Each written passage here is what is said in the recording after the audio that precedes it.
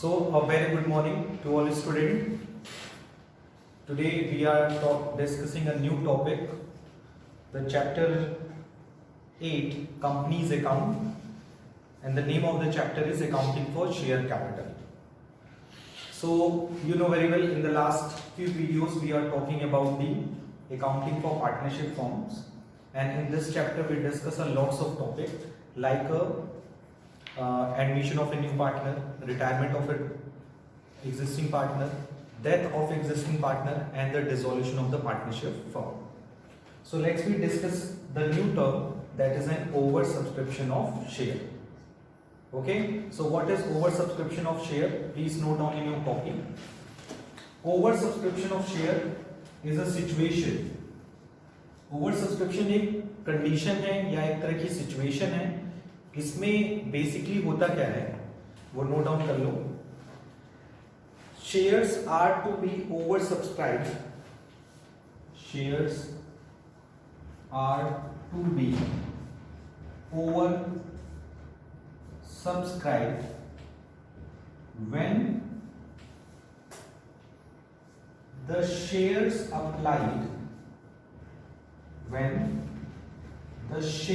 applied are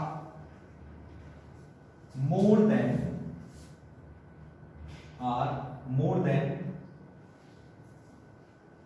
the issued share. Basically you know very well, company का share का एक sequence होता है. शेयर का सीक्वेंस क्या होता है? The first one is a authorised share capital. Authorised share capital means वो शेयर कैपिटल जिससे कंपनी अपने आप को रजिस्टर्ड कराती है under the company's act 2013. And number second is issued share capital. What is issued share capital? The part of the authorized share capital which are issued to the public. And number third is very important, is subscribed share capital. And subscribed share capital is a situation, it is a types of the share capital, the part of issued share capital subscribed by the shareholder. जैसे suppose company के पास 10,000 share, जरूरी नहीं कि company सारे share market में issue कर दे. Company उसमें से कुछ शेयर या पूरा का पूरा शेयर क्या कर सकती है, मार्केट में इशू कर सकती है for the subscription for the public. यदि उसमें से मान लीजिए कंपनी ने इशू कितना किया, 8,000 share. Clear? So 8,000 is the issued share capital. Thereafter company ने पब्लिक ने कितना सब्सक्राइब किया, ओनली 6,000. जरूरी नहीं है कि ये जो सब्सक्राइब शेयर कैपिटल है it is the less than of the issued share capital. यानी कंपनी ने इशू कितना किया, 8,000. जरूरी नहीं है कि 8,000 या 8,000 से कम शेयर के लिए ही एप्लीकेशन है. हो सकता है कि यहां पे पब्लिक 9,000 शेयर की भी क्या कर दे, डिमांड कर दे.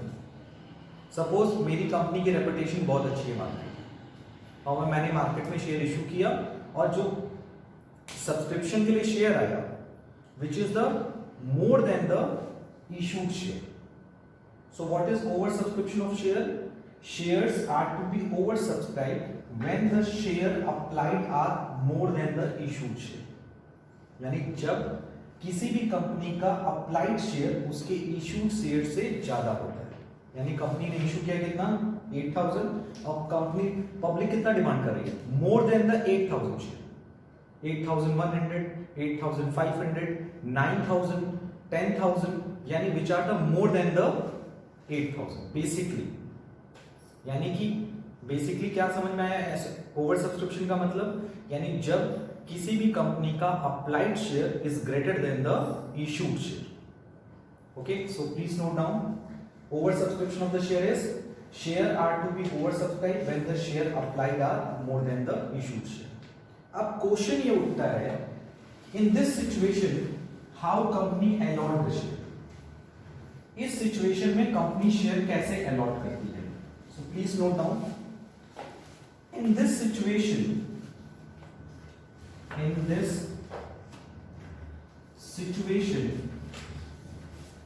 company adopt the following adopted the following will to allot the share to applicants। यानी इस सिचुएशन में कंपनी क्या करती है, company adopted the following ways to allot the share to applicants। यानी कंपनी इस तरह से एप्लीकेंट्स को क्या करती है, शेयर अलॉट करती है। किस तरह से शेयर अलॉट करती है, ध्यान से देखिए। Number 1, fully allotment. Number 1 is fully allotment, number 2 is pro rata allotment and number 3 is nil allotment. Nil को हम लोग जीरो अलॉटमेंट भी बोलते हैं। So there are basically 3 ways by which a company allot the share to the applicant: fully allotment, pro rata allotment and nil allotment। What is fully allotment, pro rata allotment, nil allotment? इस statement में पहले समझो। Fully allotment is a situation where company allot the share to the applicant equals to its applied share। Suppose Mr. X ने 10,000 share apply किया और company ने उसे पूरा 10 का 10,000 पूरा दे दिया। So this is called fully allotment. Second, pro rata allotment, when company allot less than the applied share to the applicants, it is known as the pro rata allotment. मान लो मिस्टर वाई ने 5,000 share apply किया और हमने उसको कितना share दिया, only 2,000, 2,500, 3,000, 3,500, 4,000, 4,500, 4,999, because it is not equal to the 5,000 share। So this is called pro rata allotment। यानी pro rata allotment में क्या होता है, कंपनी कुछ शेयर तो देती है, समथिंग देगी, but which is not equal to the applied share। And number 3, nil allotment, नाम से ही clear is zero। When any situation company does not give any kind of the share to the applicant and return its application money। यानी suppose Mr. Jet ने company से कितना demand किया, 1,000 share का, और share holder ने क्या किया, सारा का सारा पैसा क्या कर दिया, रिटर्न कर दिया, कहा मैं आपको एक भी शेयर नहीं दूंगा। This will be known as the nil allotment। एक एग्जांपल से समझते हैं इसको। सपोज XYZ एक कंपनी है, इशू किए, issued 1 lakh share at the rate of 100 each.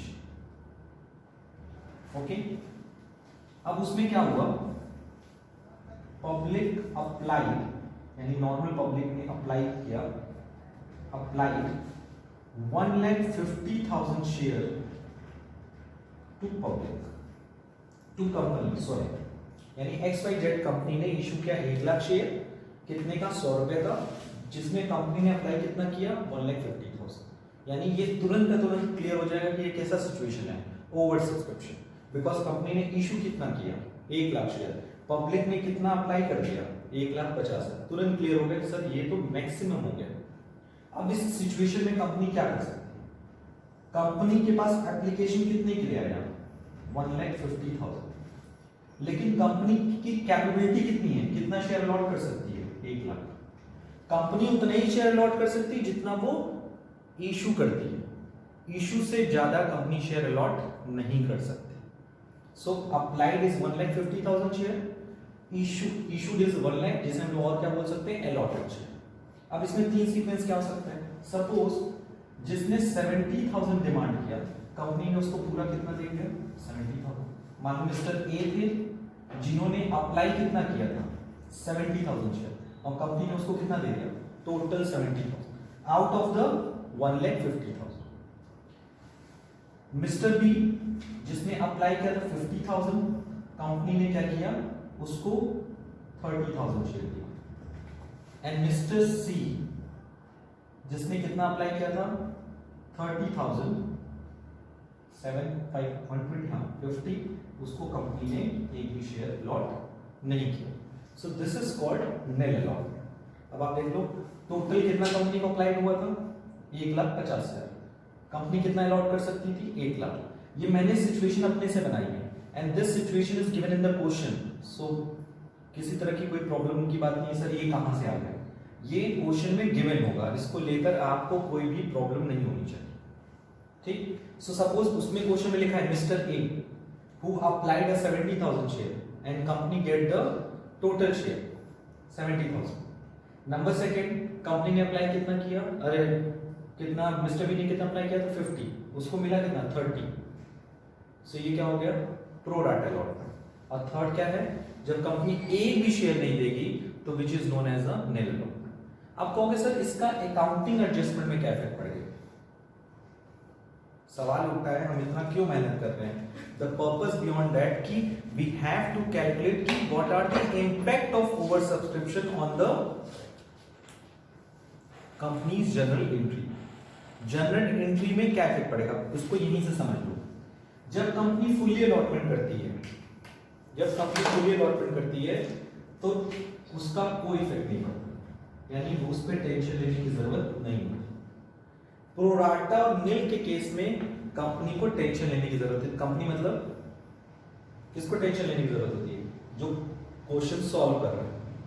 In case of the pro rata allotment company के पास दो ऑप्शन होता है, ध्यान से सुनना है इस चीज को। According to the company's act 2013, in case of the pro rata allotment excess money, excess आपको ये एक्सेस मनी क्या है, भाई किसी ने अप्लाई किया 50,000 शेयर, आपने उसको कितना शेयर दिया 30,000, तो 20,000 का उसने ज्यादा एप्लीकेशन मनी दिया होगा ना। एप्लीकेशन मनी इज व्हाट, ध्यान समझना, कंपनी ने इशू कितना किया था 1 लाख, तो कंपनी को एक्सपेक्टेशन थी कि 1 लाख शेयर की एप्लीकेशन मनी आएगी। कितने की एप्लीकेशन मनी आ गई 1,50,000, यानी 50,000 की एप्लीकेशन मनी कंपनी के पास ज्यादा आ गई ना 50,000 की। अब उस 50,000 की एप्लीकेशन मनी को कंपनी क्या करेगी, एडजस्ट करेगी। कैसे एडजस्ट करेगी, उसी की कहानी यहां चल रही है। यानी जब जिसने 70,000 शेयर मांगा उसको मैंने 70,000 दिया, यानी 70,000 की एप्लीकेशन मनी और उसको दिया भी कितना 70,000, नो प्रॉब्लम, यहां कोई भी एक्सेस नहीं है। लेकिन मान लो मिस्टर बी के केस में उसने अप्लाई कितना किया 50,000, हमने उसको कितना शेयर दिया 30,000, यानी उसके 20,000 शेयर की जो एप्लीकेशन मनी है वो मेरे पास ज्यादा पड़ी है ना। एंड द कंपनी, भाई कोई शेयर होल्डर आया और मुझे 50,000 रुपीज दे के चला गया और मैंने उसको कितने का शेयर दिया 30,000 की, मान लो 1 रुपए का एप्लीकेशन मनी, तो 20,000 मेरे पास उसका एक्सेस पड़ा हुआ है। तो according to companies act, in case of the pro rata allotment, in case of the pro rata allotment excess application money, excess application money कितनी बन रही है 20,000, कंपनी या तो इस 20,000 को रिटर्न कर दे या फिर इसको आने वाले कॉल्स के साथ एडजस्ट कर दे। बहुत ही सिंपल लैंग्वेज में मैंने बता दिया। In case of the pro rata allotment, company have a two option. First, either this money will be returned to the shareholder or adjust with the allotment first call। अभी आगे भी तो देना है शेयर होल्डर को, सिर्फ application पे काम खत्म नहीं होता ना। एप्लीकेशन के बाद क्या होता है, allotment, first call, final call. तो क्यों ना उस 20,000 रुपए को हम आने वाली चीजों पे एडजस्ट कर लें। सेम एज इट लाइक, एक छोटा सा इंफॉर्मेशन देते हैं। सपोज आप मेरे ऑर्गेनाइजेशन में पढ़ रहे हो, मैंने कहा कि मैंने आपको नहीं बताया कि कितनी फीस है, आप क्या किए एक साथ मुझे 5,000 रुपीज ला के दे दिया, सिंपली मुझे 5,000 रुपीज ला के दे दिया। मैंने बताया मेरी ऑर्गेनाइजेशन की फीस थी 4,000 रुपीज, तो मैं क्या कर सकता हूँ 5,000 दिया, मैं आपको इमीडिएटली 1,000 रुपीज रिटर्न कर दूं, एक प्रोसीजर ये है। या फिर द सेकेंड इज जो एक्सेस 1,000 आपने दिया है वो हम कहते हैं कि अक्टूबर का हो गया, 1,000 रुपए तुम नवंबर में कम देना, दूसरा ऑप्शन है। यानी जिसका यहाँ एक्सेस एप्लीकेशन मनी हो गया, हम उससे कहेंगे अलॉटमेंट पे तुम 20,000 रुपए हमको कम देना। तो प्रोडाटा अलॉटमेंट का दो ट्रीटमेंट हो सकता है, या तो इमीडिएटली उस पैसे को रिफंड कर दो, या तो उसके पैसे को, एक्सेस पैसे को अलॉटमेंट पे या कॉल्स पे एडजस्ट कर। बट इसमें भी एक सिचुएशन है जो आपके सारे कंफ्यूजन को दूर कर देती है, वो ये according to companies act if there is a no information, अगर कोई इंफॉर्मेशन नहीं होगी तो आप पैसे को रिफंड नहीं करेंगे। इन case of any kind of the if there is no information about in the question, in this situation the excess application money in case of the pro rata allotment must be adjusted with allotment or the further cost। ठीक है, तो मैं इसको भी लिखवाऊंगा अभी। And nil allotment क्या होता है, इस केस में तो एडजस्ट करने का सवाल ही नहीं होता। अब मैंने कहा कि आप मुझे 5,000 रुपया दे दिया, मैं कहा कि मैं आपको मैं अपने ऑर्गेनाइजेशन में नहीं पढ़ाऊंगा, तो मेरे पास दूसरा ऑप्शन है ही नहीं कि मैं आपको आगे वाले महीने में आपकी फीस एडजस्ट करूं। क्यों?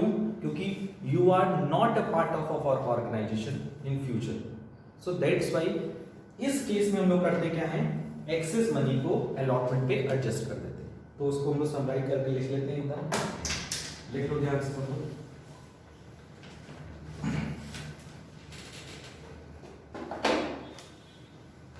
देखो, in case of fully allotment, in case of fully allotment, no need to adjust the money,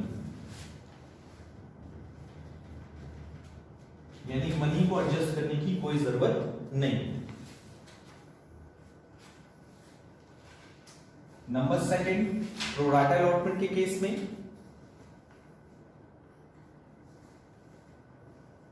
pro rata allotment के केस में क्या होता है, excess application money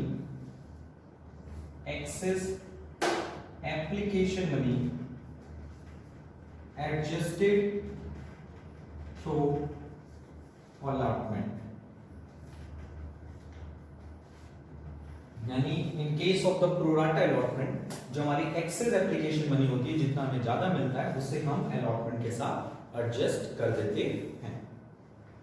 and number third is nil allotment. Nil allotment मतलब क्या होता है, जहां पर हम एक भी शेयर देते ही नहीं है तो वहां पे तो एडजस्टमेंट का सवाल ही नहीं होता। इस केस में क्या होता है, excess money return to shareholder, return to applicants, not the shareholder, return to applicants immediately, excess money return to applicants। So what is journal entry? Please note down the accounting treatment,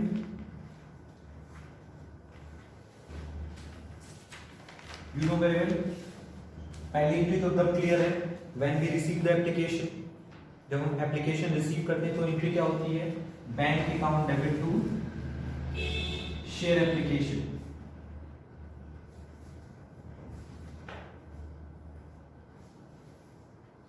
and number 2, you know very well, application money will be transfer to the share capital. But यहां पर क्या करेंगे, you know very well, हमें जितना application money मिला, मान लो हमें application कितने से मिला था, यहाँ पे 1,50,000 से, सो यहाँ कितना लिखेंगे 150, बट एप्लीकेशन मिला है 150 से, लेकिन हम कैपिटल में कितना ट्रांसफर करते हैं, only 1 lakh, because actual application money is 1 lakh, not is 1,50,000, क्योंकि 1,50,000 तो हमें ज्यादा मिल गया था। So share application to share capital, application में लिखेंगे कितना एप्लीकेशन मनी मिला, ध्यान से समझना। शेयर एप्लीकेशन अकाउंट कितने से डेबिट होगा, total application money received. Share capital में क्या लिखेंगे, actual application money to share allotment, इस अलॉटमेंट में क्या लिखेंगे, the amount which are adjusted in case of the pro rata allotment. And last to bank, इसमें क्या लिखेंगे, जितना मनी हम रिटर्न कर दें। रिटर्न करते मतलब you know very well, in case of the nil allotment हम पैसा रखते नहीं है, पैसे को क्या कर देते हैं, रिटर्न कर देते। ओके, सो उसको प्रॉपर्ली नोट कर लो। Okay, so let's we move to the question number 17। That is question number 17 is Eastern company limited having an authorized capital of 10 lakh divided into share of 10 each issued 50,000 share at a premium of 3 per share कह रहा है eastern company के पास एथराइज्ड capital थी 10 लाख रुपए की, जो 10 रुपए में डिवाइड थी। It means how many share is 1 lakh share of ₹10 each। उसमें से कंपनी ने कितना शेयर इशू किया? कंपनी के पास पहले देखो 1 लाख शेयर था, कितने का? 10 रुपए का। आउट ऑफ 10 कंपनी ने कितना शेयर इशू किया? 50,000 शेयर, 10 रुपए का शेयर इशू किया, और उस पर प्रीमियम कितना है? That is 3%, sorry 3 rupees. So 3 rupees premium और 10 रुपए का शेयर, तो टोटल इशू प्राइस कितनी हो जाएगी? 13 रुपए। 10 रुपए शेयर का, 3 रुपए प्रीमियम का। नेक्स्ट वन इज एप्लीकेशन पे 3, अलॉटमेंट पे 5। एप्लीकेशन पे 3 है, अलॉटमेंट पे 5 है, और कॉल्स पे is 3 rupees. So 5, 3, 8, 3, 11, and you know very well question में क्लियरली गिवन है इंक्लूडिंग प्रीमियम, यानी अलॉटमेंट में प्रीमियम इंक्लूड है, यानी 4 रुपए शेयर का होगा और 1 रुपए प्रीमियम का होगा। आगे बढ़ते हैं। And the balance as when required, तो बैलेंस रिक्वायर्ड होगा, जब होगा तब देखा जाएगा। वैसे रिक्वायर्ड नहीं है, क्यों नहीं रिक्वायर्ड है? बिकॉज ऑफ, हाँ सॉरी, इसमें प्रीमियम 3 रुपए है, दैट्स वाई यहाँ पे जो फाइनल कॉल है उसकी रिक्वायरमेंट होगी, तो ये बैलेंस जब रिक्वायर्ड होगी उसकी एंट्री तब होगी। अभी इसकी कोई रिक्वायरमेंट नहीं है। और इसमें प्रीमियम 1 रुपए की जगह कितना होगा? 3 रुपए प्रीमियम होगा और 2 रुपए शेयर का। अब ये करेक्ट हुआ क्योंकि प्रीमियम मुझे लगा 1 रुपए, बट यहाँ प्रीमियम 3 रुपए है, सो करेक्ट कर लो उसको। 3 रुपए एप्लीकेशन, 5 रुपए अलॉटमेंट, 3 रुपए फर्स्ट कॉल, एंड बाकी बैलेंस जब रिक्वायर्ड होगा तब। तो फाइनल कॉल की एंट्री नहीं पास होती जब क्वेश्चन में इस तरह की लाइन क्लियरली लिखा हो कि बैलेंस व्हेन रिक्वायर्ड, तो सिचुएशन में उस कॉल की एंट्री पास नहीं होती। इसका मतलब कंपनी ने अभी उससे पैसा नहीं मांगा है, इन फ्यूचर कंपनी जब लगेगा तब वो पैसा मांगेगी। सो बेसिकली 5 रुपए में कितना प्रीमियम है? 3 रुपए, तो 2 रुपए किस चीज का होगा? शेयर का। So simple. Okay, so this is a general information. अब आगे आते हैं थोड़ा सा टफ इंफॉर्मेशन पे। वो ये है, application were receive for 60,000 share and the director allotted the as follows. कितने के लिए एप्लीकेशन आया? 60,000 शेयर के लिए एप्लीकेशन आया।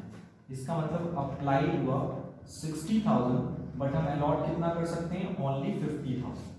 सो this is an apply and this is allotted. Apply कितने के लिए आया? 60,000। हम कितना अलॉट कर सकते हैं? 50,000। कैसे 50,000? क्योंकि कंपनी ने उतना ही शेयर इशू किया है। मैंने अभी जस्ट बताया कि कंपनी उतना ही शेयर अलॉट कर सकती है जितना वो इशू की हुई। कंपनी ने कितने शेयर इशू किए हुए? कितना शेयर इशू किए कंपनी ने? 50,000। अप्लाई एप्लीकेशन कितने के लिए आया? 60,000। Okay, number 1, applicant for 40,000 share received in full. Listen carefully, applicants for 40,000 received in full. इसका मतलब जिसने 40,000 शेयर मांगा, कंपनी ने उसको कितना शेयर दिया? पूरा का पूरा 40,000। Please do not focus on the writing time, please focus on your screen.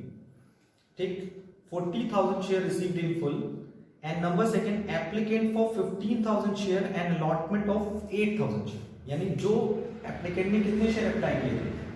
15,000। Company ने उसको कितना दिया? 8,000। And next, applicant of 5,000 share receive 2,000 share allotment, excess money being return. 5,000, इनको कितना दिया? 2,000। अब आप काउंट कर लो, 40 प्लस 15, 55 प्लस 5 इक्वल्स टू 60। 40 को कितना दिया? 40 फुल्ली, 15 को दिया 8 प्रो राटा, 5 को दिया 2 प्रो राटा, बट दोनों के प्रो राटा में डिफरेंस क्या है? इसमें कुछ नहीं बता रहा कि एक्सेस मनी को क्या करना है। तो जब एक्सेस मनी को नहीं पता होता है क्या करना है, तो मैंने अभी जस्ट बताया, इन this situation the excess money adjusted with allotment. इसमें क्या होगा? एक्सेस मनी किससे एडजस्ट होगी? अलॉटमेंट से। बट इसमें क्लियरली क्वेश्चन में लिखा हुआ है, ध्यान से पढ़ो, इसमें लिखा हुआ है एक्सेस मनी बिंग रिटर्न। इसमें एक्सेस मनी को हमें क्या कर देना है? तुरंत रिटर्न कर देना है। अब एंट्री पे बात करते हैं। एंट्री कौन कौन सी होगी? आगे इसमें लिखा हुआ है और भी कुछ कंडीशंस हैं. All amount due on allotment were received, the first call was made and the money was received except 100 shares. मतलब सारा अलॉटमेंट हो गया, सब हो गया, सब कुछ मिल गया. क्या नहीं मिला? 100 शेयर पे फर्स्ट कॉल नहीं मिला. तो this will be known as the call sale. Call sale कितने पे हुआ? 100 शेयर पे. First call 3 rupees 300. ये किसके साथ हुआ है? Share first call. ये हमने पहले से अगर वर्किंग नोट बना के रखे रहते हैं, सो जब हम क्वेश्चन को पूरा जर्नल एंट्री सॉल्व करते हैं तो हमें कोई प्रॉब्लम नहीं होती. तो कॉल से related 100 multiplied by 3 equals to 300 share first call. This one. Okay, अब आते हैं जर्नल एंट्री. पहली journal entry, the first journal entry which are related to the bank account debit to share application. So बहुत ध्यान समझना, bank account debit to share application. Application में कितने से एंट्री करेंगे? जितना एप्लीकेशन मनी मिला. कितने पे मिला? 60 और 50. 60. एप्लीकेशन कितने के लिए आया था? 60. 60 multiply by 3. Listen, 60 multiply by 3 that is 180. 60 multiplied by 3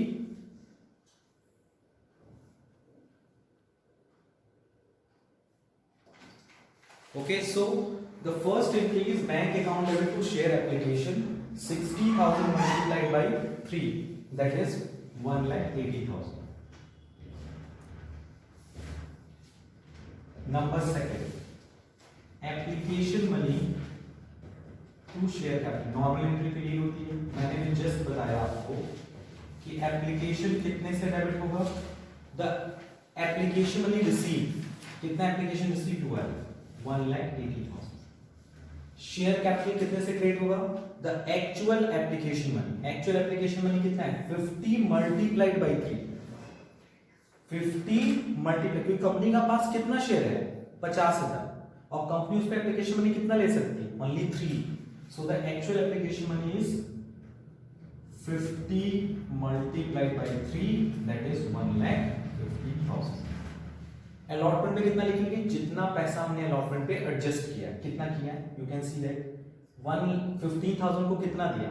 8,000. Excess कितना है उसका? 7,000 multiplied by 3 21,000. और उसके बाद क्या लिखते हैं? To bank. ये अलग चीज है, वो अलग है. First entry, second entry 50 multiplied by 3 that is an actual application money. 7,000 multiplied by 3 that is an excess allotment money. कैसे निकला? 15,000 वालों को दिस इज 15,000. 15,000 वालों को आपने कितना शेयर दिया? 8,000. तो कितना नहीं दिया? 7,000. 7,000 जो एक्सेस है 7,000 मल्टीप्लाइड बाय 3 यानी कि 21,000 उसका एक्सेस एप्लीकेशन मनी है ना, जिसपे उसको मुझे किस पे एडजस्ट करना है? अलॉटमेंट पे. तो to share allotment. And to bank कितना लिखेंगे? जितना हम रिटर्न कर रहे हैं. रिटर्न तो इसका कर रहे हैं. कितना कर रहे हैं? 5 वाले को कितना दिए? 2. कितना नहीं दिए? 3. उसका एक्सेस कितना बनेगा? 3,000 शेयर. एक शेयर कितने का है? 3. कितना हो गया? 9. अब आप ऐड करके देख लो. 180 इधर देखो 150 21 9 30 150 प्लस 30 इक्वल्स टू 180. यानी 1,80,000 में 1,50,000 तो एप्लीकेशन का था. 21,000 मैंने अलॉटमेंट पे एडजस्ट कर दिया और बाकी पैसे को मैंने रिटर्न कर दिया. क्लियर? अब आते हैं दूसरी third entry. Third entry will be share allotment debit to share capital to security premium reserve.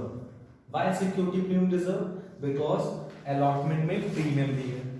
अब सवाल उठता है, यही मोस्ट ऑफ द स्टूडेंट गलत कर देते हैं. यहां कितने से मल्टीप्लाई किए? 60 मल्टीप्लाइड बाई 3. यहां पे भी क्या करते हैं? 60 मल्टीप्लाइड बाई 3. नहीं, कंपनी को एप्लीकेशन 60 पे आया था लेकिन कंपनी कितना शेयर अलॉट की थी? 50. तो अलॉटमेंट हमेशा कितने पे से होगा? 50. एप्लीकेशन 60 से हो सकता है, 75 से हो सकता है, 1 लाख से हो सकता है, लेकिन अलॉटमेंट की एंट्री कभी भी एक्चुअल शेयर से ज्यादा पे नहीं हो सकता. यानी अलॉटमेंट कितने से है? 50, जिसमें से शेयर का कितना है? मैंने यहां लिखा हुआ है. शेयर का कितना है? 2 रुपए. प्रीमियम का कितना है? 3. तो 50 multiplied by 2 1,50,000 multiplied by 3 1.5 lakh, total allotment कितना होगा 2.5 लाख। ऐसे भी करो 50 मल्टीप्लाइड बाई 5 250, उसमें से 1 लाख रुपए शेयर का, 1.5 लाख रुपए प्रीमियम का। Is that clear? अब आगे बढ़ते हैं। Entry number 4 is bank account debit to share allotment. अब यहां थोड़ा ध्यान से देखो, कितना अलॉटमेंट मिलना चाहिए था 2,50,000 रुपए। क्या 2,50,000 मिलेगा? नहीं। क्यों? क्योंकि एक बंदे का 21,000 रुपए ऑलरेडी पहले मिल चुका है, just like a calls in advance. उसको देना किस पे था? अलॉटमेंट पे।